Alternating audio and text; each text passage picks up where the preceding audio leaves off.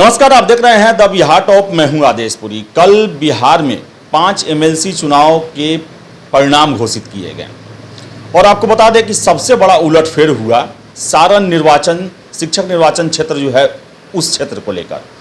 आपको बता दें कि यहां पर उपचुनाव हुआ था, क्योंकि जो यहां पर सिटिंग जो एमएलसी हुआ करते थे केदार पांडे, उनका निधन हो गया और उसके बाद यहां पर उपचुनाव कराया गया, जहां पर महागठबंधन की तरफ से आनंद पुष्कर जो केदार पांडे जी के पुत्र थे वो उम्मीदवार बने। और उलटफेर ये हुआ कि आफाक अहमद जो हैं, बेतिया के रहने वाले हैं, सेवानिवृत्त शिक्षक हैं, वो इस पर विजय प्राप्त की। और सबसे बड़ी बात बता दें आपको कि प्रशांत किशोर जो बिहार में जन सुराज यात्रा पर निकले हुए हैं 2 अक्टूबर 2022 से ही, उनके समर्थित उम्मीदवार थे। यानी कि जब से जन सुराज शुरू हुआ है तब से आफाक अहमद जुड़े हुए हैं इस यात्रा से, प्रशांत किशोर से।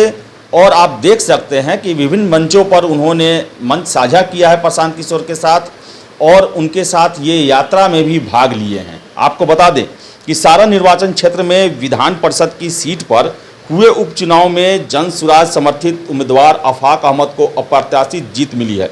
प्रशांत किशोर के जन सुराज अभियान के शुरुआती दिनों से जुड़े आफाक अहमद को इस चुनाव में कुल 3055 मत मिले।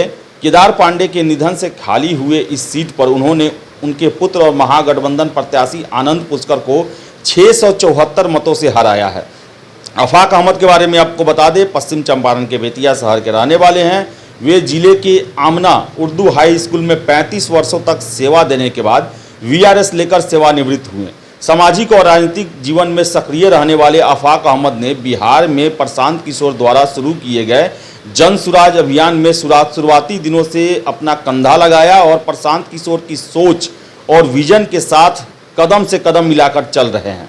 आफाक अहमद की इस जीत पर जन सुराज अभियान में खुशी की लहर है। वहीं दूसरे राजनीतिक दलों के लिए आफाक अहमद की जीत एक झटके के समान है।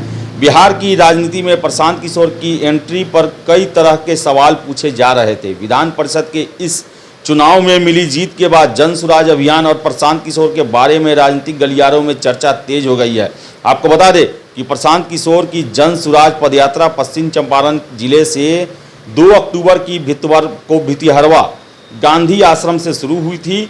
पश्चिम चंपारण के बाद शिवहर, पूर्वी चंपारण, गोपालगंज, सिवान होते हुए लगभग 2500 किलोमीटर की दूरी तय कर चुकी यात्रा अभी सारण जिले में है और सारण के बाद 9 अप्रैल को उनकी पदयात्रा वैशाली जिले में प्रवेश कर जाएगी। तो आपको बता दें हम कि पश्चिम चंपारण के बाद शिवहर, उसके बाद पूर्वी चंपारण, फिर गोपालगंज, सिवान और अभी छपरा में तो एक बड़े अभियान पर प्रशांत किशोर निकले हुए हैं। लगभग 2500 किलोमीटर पद यात्रा कर चुके हैं।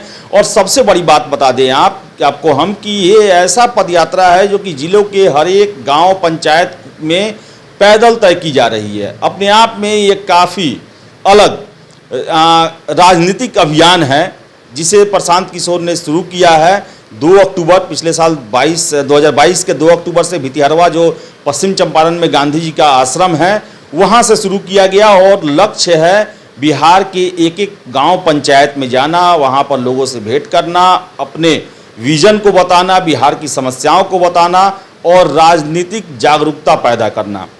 तो बहुत बड़े अभियान पर निकले हुए हैं प्रशांत किशोर और अभी तक काफ़ी सफलता से अपने अभियान को आगे बढ़ा रहे हैं। और उनके लिए उनकी सफलता में 4 चांद तब लग गया कि उनके ही समर्थित उम्मीदवार आफाक अहमद सारण शिक्षक निर्वाचन क्षेत्र से एमएलसी का चुनाव जीते हैं और उन्होंने महागठबंधन के प्रत्याशी को हराया है।